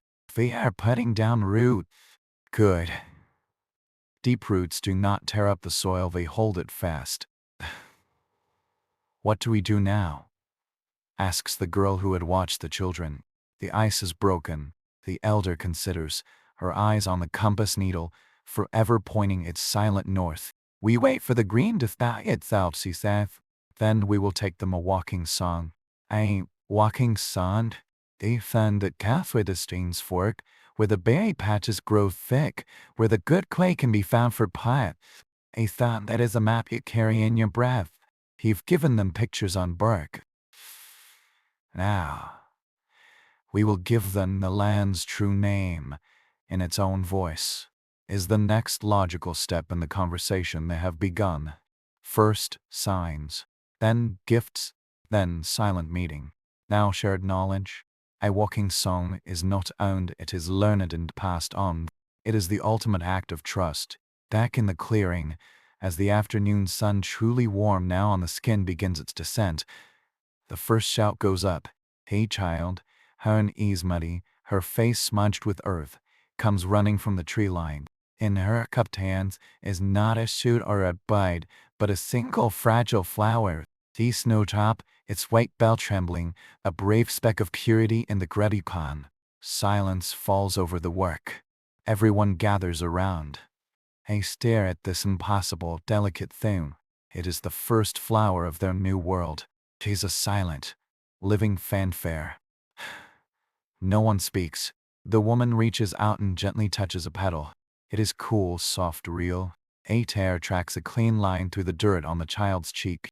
The leader places a hand on the small head. His tiny, defiant bosom says more than any map, any gift, any silent greeting oppresses strain. It is the land's own signature on the contract. The long winter, the colony that froze, is now a memory. What comes next is no longer about surviving the first American winter. It is about living in the first American spring. That night, they build their fire not just for warmth or cooking, but for celebration. The snowdrop is placed in a cup of water at the center of their circle. The meal is still simple as to enriched with the 4 aged greens and the last of the smoked fish, but it tastes like a feast. They talk, not in worried murmurs, but in bright, hopeful voices. They make plans for the garden, for fishing, for building a proper meeting space between the shelter and the tree line. And as the stars emerge, the woman looks from the fragile flower to the dark outline of the forest. To imagine she can hear, carried on the soft south wind, not just the drip of water, but the faint rhythmic beat of a drum from deep in the woods, or perhaps it's just her own hopeful heart. She knows, with a certainty that roots deep in her soul, that the walking song is coming, and they will be ready to learn it. The 2 fires in the wilderness burn bright and steady. They are no longer lonely beacons in a hostile dark. They are 2 hearths in a shared home, casting their light on a common ground that is finally, blessedly thawing. The days that follow are a lesson in texture. The sharp, crystalline edges of winter are gone, sanded down by a slow, persistent damp. The air feels plush, heavy with the scent of wet soil and rotting leaves, the perfume of decomposition and rebirth intertwined. The settlers move through a world of brown and gray in the sudden, shocking jolts of green. Their work gains a rhythm that mirrors the land's own steady pulse. The garden plot, once a dark scar on the snow, is now a carefully tended bed. Using digging sticks in their own hands, they turn the earth, breaking up clods of cold clay, mixing in the rich black leaf minus mold from the forest sedge. It children's discovered snowdrop is not alone for long. Crocus spumes, purple and gold, push through at the tree line. Catkins appear on certain branches, fuzzy and soft as a lamb's ear. The woman spends long hours by the stream with the bone hook. She learns its language, the way to flick her wrist so the line whispers out over the water. The subtle, different tug of a nibble versus the solid, thrilling weight of a strike. She pulls in sleek, silver fish, their scales flashing in the weak sun. Each catch is a quiet triumph, a direct translation of the watcher's gift into sustenance. She cleans them on the bank, saving the offal in a pot to bury near the garden, a gift back to the soil. A trapper, with his new arrows, ventures deeper. He moves differently now, not as an intruder, but as a student. He looks for the signs, the mapped implied game trails knotted with old hair, the rubbings on trees, the places where the new growth is nibbled clean. He returns one evening not with a rabbit, but with a story. He had drawn his bow on a young buck, but as he sighted down the shaft, he saw the animal was not alone. A half-grown fawn, still spotted, stood nervously behind it. He let the tension ease from the bowstring. The buck stamped, snorted, and lead its young away. The trapper came back empty-handed, but his eyes were clear. There will be other days, he said, and the fawn will grow. It was a new kind of wisdom, restraint as a form of harvest. One morning, a week after the ice broke, the sound that reaches the clearing is not of water or wind. It is a voice. It is a low, rhythmic chanting, carried on the damp air from the direction of the watcher's camp. It is not a song of words they know, but of sounds that mimic the world, a bubbling trill for the stream, a soft rustle for the leaves, a clear, high note like a bird's call, a deep, steady drum beat like a heartbeat. It is complex, beautiful, and utterly alien. The settlers stop their work. They stand, listening. It is the first time they have heard the watcher's voices raised in something other than a whisper or a caw. This is deliberate. This is for them. The woman understands first. The walking sun, she breathes. They do not approach. They simply listen, letting the strange, beautiful sounds wash over them, trying to memorize the cadence, the rises and falls. It feels like the forest itself is speaking its secrets. The song lasts for perhaps 10 minutes and fades away, leaving a silence that feels charged, expectant. Later that day, the young scout appears, not at the stream, but at the very edge of the clearing, in full sight. He carries no weapon, only a long staff. He stops at the carved tree and waits. The leader and the woman approach him, stopping a respectful distance away. The scout looks at them, then points to his own ear, then sweeps his staff in an arc toward the woods where the song had originated. He then points to the settlers and makes a walking motion with 2 fingers. You heard. Come and learn. He turns and walks a few paces into the woods, then stops, looking back. An invitation. The leader looks at the woman, then at the others gathering behind them. He nods. It is time. They leave their tools. A small group follows the leader, the woman, the trapper, and one of the older children, a boy with wide, curious eyes. The scout leads them on a path they have never taken. It is not a trail they would have found on their own. It winds between particular moss-covered stones, ducks under a fallen log in a specific spot, follows a dry creek bed for 20 paces before angling up a subtle rise. It is a path of knowledge, not of convenience. A walk in silence, the only sounds their footfalls in the tapping forest. They emerge into a small, sunny glade they never knew existed. It is not the watcher's main camp, but a teaching place. The elder is there, seated on a log. The palace with her, and 2 others. There are no greetings. The author simply looks at them, then begins to sing again, the same walking song from the morning. This time, she accompanies herself with gentle taps on a small, hide-covered drum. As she sings a series of liquid notes, she points to a distinctive, triple-forked tree at the glade's edge. She stops, looks at them, sings the phrase again, pointing. The woman understands. That sequence of sounds is the forked tree. She tries to mimic it, her voice clumsy and thin in comparison. The elder nods, not in praise, but in acknowledgement of the attempt. He sings another phrase, a run of notes like tumbling water, and points to the east. That way, to the stream's second bend. They spend the afternoon in the glade. It is not a language lesson, it is a grafting of awareness. They find that a certain 3 minus note fall means stone pile. A warbling call means thorny thicket go around. A rising, hopeful melody means south minus facing slope. Good sun. They are not learning words for tree or river. They are learning the land's true names, its personality, its warnings and its gifts, encoded in song. It is the map on the birch bark, translated into living breath. When the light begins to fade, the elder stops. He looks at each of them in turn, her dark eyes holding theirs. Then she sings a new short phrase. It is soft, round, welcoming.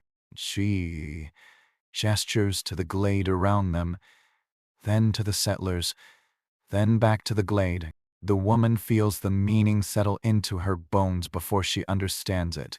This place of meeting, it is for all. A scout leads them back to the edge of their clearing. As they step from the trees, the world of their settlement, the shelter, the garden, the muddy paths looks both familiar and utterly new. It is no longer an isolated outpost. It is a point on a map that is nothing into their mind. They are connected. That night by their fire, the woman hums the phrase for the triple minus forked tree. The trapper taps out the rhythm for good hunting ground on his knee. The boy tries the bubbling run for the stream, his voice breaking. They're not just settlers anymore. They are people learning the sound of their home. And the winter, the terrible silent winter that had tried to swallow them, is now just a single, low, somber verse in a much longer, more beautiful story that has only just begun to be sung. The song becomes the rhythm of their days. It is no longer an alien chant from the forest, but a murmur under their breath, a new layer of thought. The woman hums the soft minus earth minus for minus digging tune as she turns the garden bed. The trapper whistles the deer minus path minus crossing call as he checks for tracks. The children in Indians aim to touch the leaning minus stone where the mossy minus lag as they sing its specific phrase. The clearing is no longer a silent coordinate, it is a chorus of named places. The connection deepens, not through grand ceremonies, but through shared work. One morning, the young scout appears at the garden's edge. He does not speak. He simply watches the woman wrestling with a stubborn root cluster. After a moment, he steps forward, takes the digging stick from her hands, a bold gesture, and demonstrates. He doesn't just lever the root out, he works around it, loosening the soil with a precise twisting motion, preserving the tangled structure.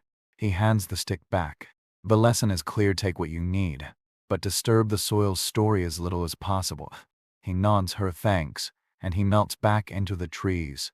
A few days later, the trapper returns from the woods with a deep cut on his forearm, torn on a hidden snag. Before they can resort to their dwindling medicines, the forest girl is there, emerging from the ferns as if summoned. In her hands is a paft of crushed leaves and something pungent. She gestures for his eyeing, her touch confident and gentle. He applies the poultice, then binds it with a strip of soft, prepared bark. Within hours, the inflammation recedes. The gift of the medicinal cake is now a living skill, passed hand to hand. The exchange flows both ways.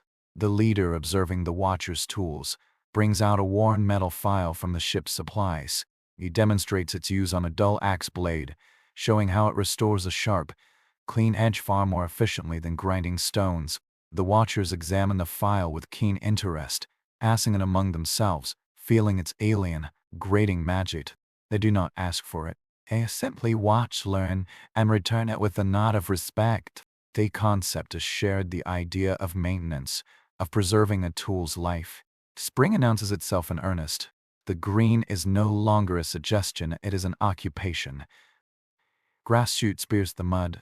The trees haze over with the faint, green blush of budding leaves. The stream runs full and chuckling, clear of ice, bordered by clusters of yellow marsh minus marigolds. And then the birds return. Not just the hardy winter crows, but a flood of color and sound. Flashes of blue and rust minus red, songs that cascade from the canopied evening, joyous riot after the long silence. The settlers stop, day after day, to simply listen, their faces upturned, washed in the unfamiliar music. It feels like a blessing, a direct answer to the winter's quiet. One afternoon, the elder herself comes. She have not come to the clearing, but to the shared teaching glade. She sends the young scout to lead the settlers' leaders there. They find her sitting by a small, new fire, a friendly fire, not a cooking one. She gestures for them to sit. Between them, she has laid out simple objects on a piece of deerskin, a smooth, water-worn stone, a bundle of willow with a clay bowl, unfired and crude. She points to the stone, then to the settler leader, then makes a shaping motion. She points to the willow, then to the woman, then a weaving gesture. She points to the clay, then to herself, then to the fire. The proposal is elegant, wordless. You have knowledge of stone and metal. We have knowledge of fibers and plants. Let us make something together. Let us build a thing that is of both worlds. It is the next, inevitable step. Not just sharing space or songs or medicine, but creating a new, tangible truth from their combined hands. The leader, his hands still rough from hewing wood, picks up the stone and nods slowly, his mind already seeing the shape of a mortar, a basin for grinding. The woman picks up the willow, feeling its flexibility. She nods, thinking of baskets stronger than their fraying cordage. Hey, look at the altar at the rock clay. They both nod. A pact is sealed, not with words, but with shared silence and understood purpose. Following days are filled with a new, collaborative energy. The Kriya and the forest becomes still. The watchers bring bundles of specific reeds and strips of bark they have prepared. The settlers bring their metal knife and the precious file. They work side by side, not in the same space every time, but in a constant fluid exchange. The woman learns to soak and weave the willow, hers to fingers gradually learning the supple dance under the watchful eye of the forest girl. The leader and a watcher man ship carefully at a large granite rock, the scrape of metal on stone, a new sound in the woods. The elder works the clay by the stream banked, mixing in fines, and her hands coaxing form from the cool, wet earth. They do not try to make one object together. They make three, each a fusion. The settler's stone mortar is lined with a fitted, woven willow basket to sift finer flour. The watcher's clay pot is tempered with a pinch of crushed shell from the settler's store, making it less likely to crack in fire. A new fish trap, designed by the trapper and the scout together, uses the watcher's knowledge of river flow and the settler's stronger cordage. The children are the British, running messages, fetching water, their young minds absorbing both languages, both ways of being, without the weight of old world prejudice. They play a game where one side sings a walking song phrase, and the other has to run to the correct place in the clearing or the nearby woods. Laughter, genuine and unforced, becomes a common sound. The final object they make together is for the glade itself. From a fallen oak limb, they carve a simple bench, long enough for several people. They place it between the triple forked tree and the mossy log, facing a small fire pit. It is not a throne, not a council seat.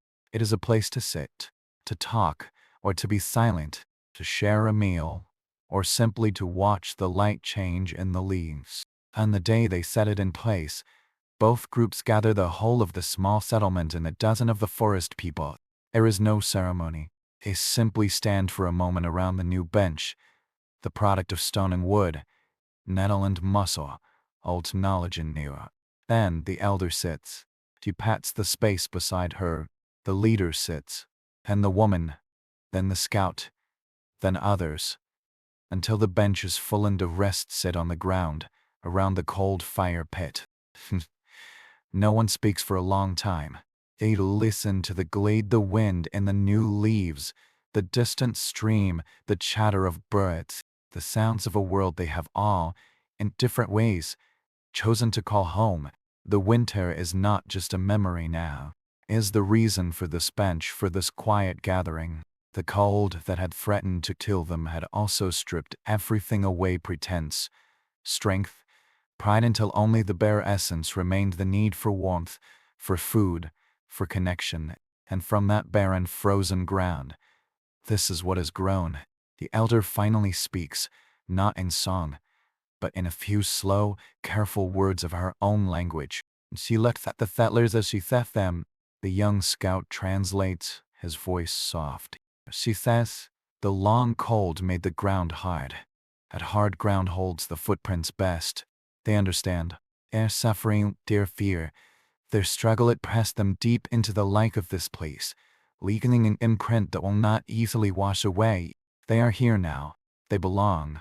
As the afternoon wanes, someone from the settlement brings out the last of the shared honey, and someone from the forest produces a pouch of dried, sweet berries. They are mixed with water in the new clay bowl and passed around. The drink is shared by all, a silent toast to the season of mud, and song and green, and to the fragile, sturdy bench that now sits in the dappled light, waiting for all the tomorrows to come. The bench in the glade becomes the axis of their new world. It is not merely a piece of furniture. It is a covenant carved from oak and mutual need. Its grain holds the memory of the axe that felled the tree, the meadow that shaped it, a hands that smoothed it, hands of both people. When they sit upon it, they are not settlers or watchers. They are people sharing the same shade. The learning intensifies, but it sheds its stiffness. It becomes fluid, organic. The woman no longer just hums the walking songs, she begins to think in them. Planning a path to a new foraging ground, her mind plays the sequence of notes for creek minus crossing, then rocking minus outcrop, then elderberry minus thicket. It is a map that unfolds in her head with a clarity words could never provide. The trapper teaches the scout the principles of the bow, the physics of pull and release. The scout, in turn, shows him how to read the wind's subtle shifts in the canopy, how to listen for the alarm calls of chase that betray a predator's or a hunter's passage. Their hunts become collaborations. A flicker of the scout's hand from a hidden vantage point redirects the deer. The trapper's well placed arrow ensures a clean, respectful kill. The meat is divided not by claim, but by a shared understanding of need. The children are the greatest proof of the merging. They create a pinch and language of gesture. Half minus remembered song minus phrases and invented words. The settler boy and the forest girl are often seen together. She pointing out the tender, edible fiddleheads of ferns, he showing her how to skip flat stones across the pond. Their friendship is a living root, digging deep past the soil of old fears. The land itself seems to respond to this fragile peace. The garden, tended with the gentle, twisting method shown by the scout, explodes in a way their frantic, gouging efforts of early spring had not. Seedlings from their precious, hoarded stores push through the dark earth with startling vigor.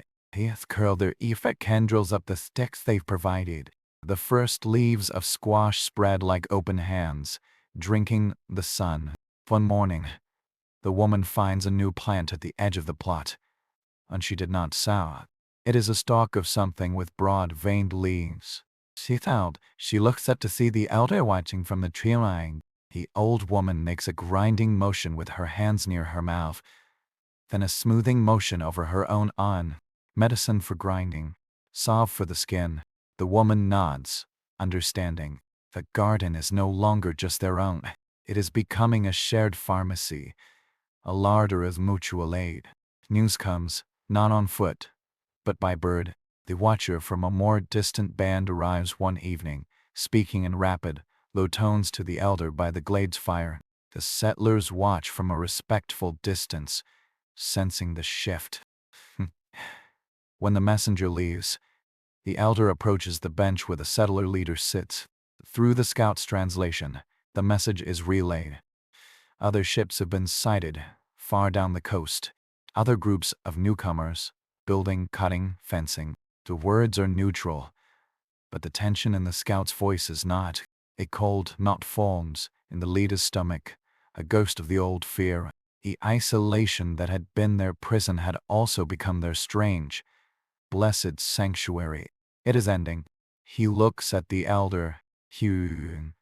Her face is impassive, but her eyes are deep pools of knowing.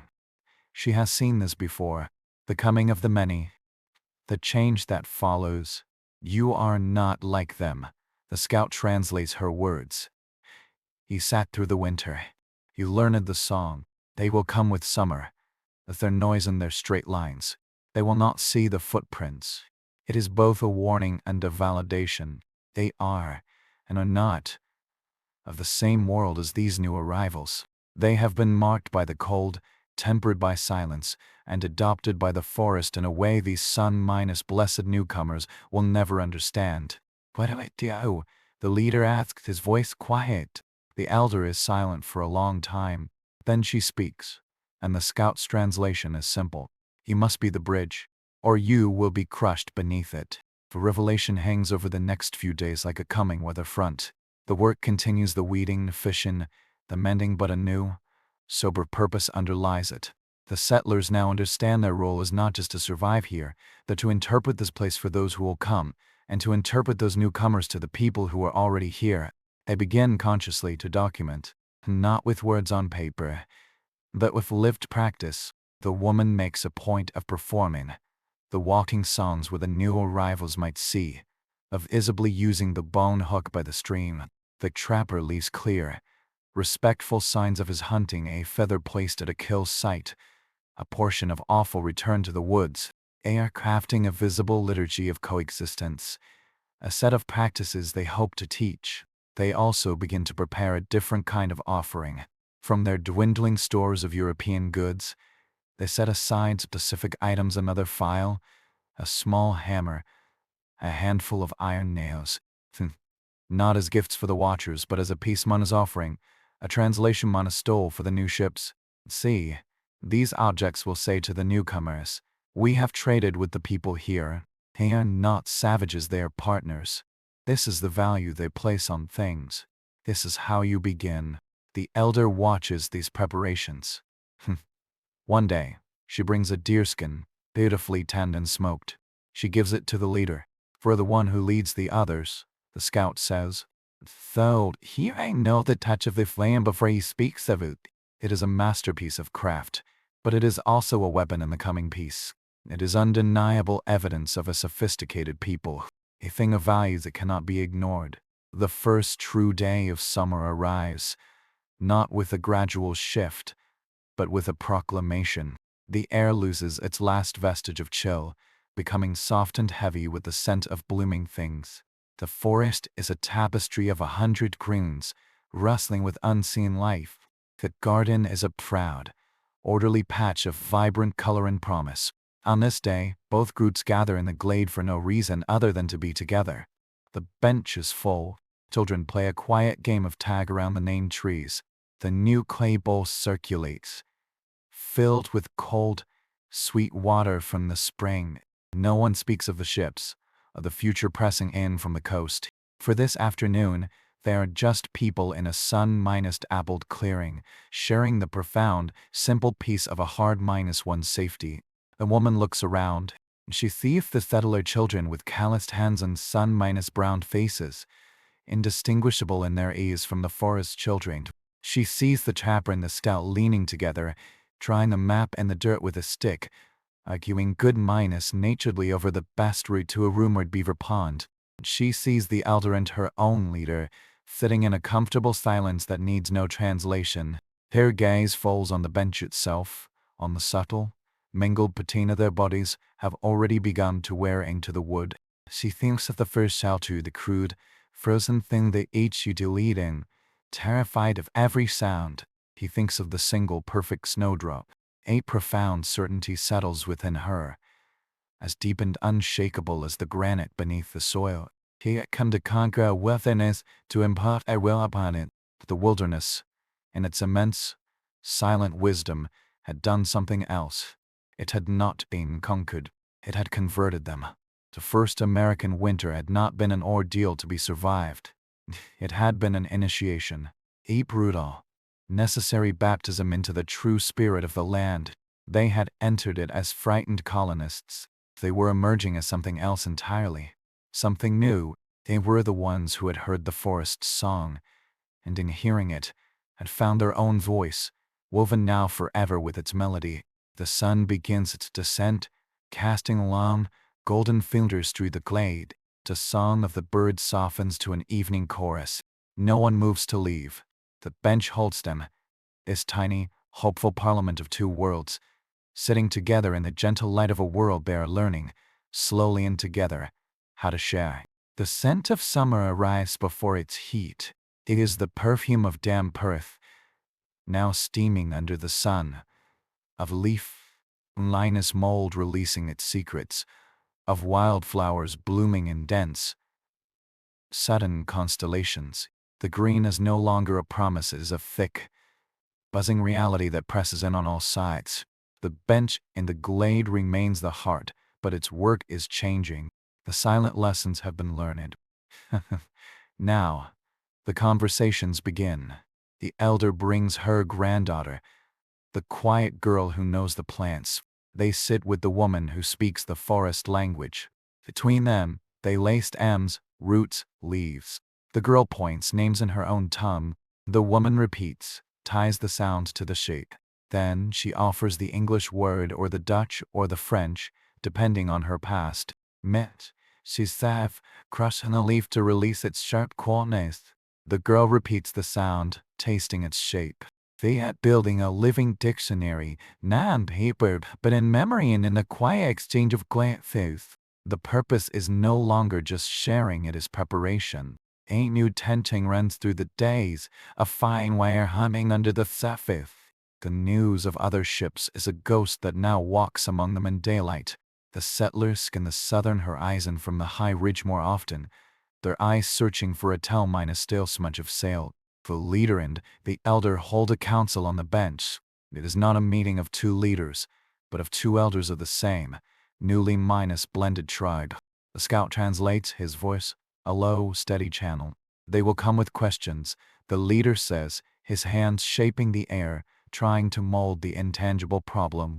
They will see your people and see only wilderness. They will see our shelter and think us lost or conquered. The elder listens, her gaze fixed on a woodpecker hammering in a distant pine. They see it with flat eyes, she says finally. He's that look for what they already know. Lines on a map, fences, heaps of what they call wealth. She turns her deep eyes on him. It must be their new eyes. How? He gestures to the glade, to the mingled paths worn by both their peoples. You must show them this. Not as a thing you found, but as a thing you made with us. You must speak our name to them before they can make a name of their own for us. A name born of fear is a long shadow, hard to outrun. The plan, then, is not defense. It is pre-monoceptive introduction. They must become ambassadors of this fragile peace before the new arrivals can declare war on a people they do not yet know exists. The work turns toward diplomacy. The settlers gather the finest things their collaboration has produced, a basket woven from willow and stout European cord, unbreakable, undelicate, a stone blade fitted into a carved wooden haft with rawhide bindings, a to love to wear out. The beautiful and deerskin, they clean the remaining European tools, not to hide them, but to present them as items of trade, of established value. They also prepare themselves. They mend their clothes, but let the sun and wind and hard work remain in the fabric. They must not look like desperate castaways, nor like conquering lords. They must look like what they are, people who belong. The watchers, in turn, prepare a different kind of gift. They do not gather objects, but knowledge. The elder instructs the scout and several others to learn a handful of crucial phrases in the newcomer's tongue, as taught by the settlers. Peace, trade, friend, water here, sick, simple, vital bricks for a first bridge. They practice the guttural, unfamiliar sounds with a fierce concentration, the mouth shaping the alien words like a new kind of spell. One evening, as the fireflies begin their silent, blinking dance in the glade, the elder does a surprising thing. She sings a walking song, but slowly, deliberately, breaking it into distinct parts. He points to the settler leader, then to herself, then makes a linking motion with her fingers. She sings a phrase, then gestures for him to sing it back. He's teaching him her song, not for him to use, but for him to know, so he can say to the new men, "Our leader knows a song of this land. It is this long, and its third note means fresh water. She is not a chieftain of savages, she is a keeper of deep maps. It is the ultimate act of trust, and she is giving him a key to her people's dignity, to be used in a forum she cannot enter. The first sign is smoke, not the thin, steady column of a half, but a great, dirty smear on the southern horizon, far down the coast, a signal fire, or the bringing of a great deal of wood. 2 days later, the scout returns from a long run. His face is grim. "They are there," he says through labored breath. "Many, 2 ships anchored. They have cut many trees.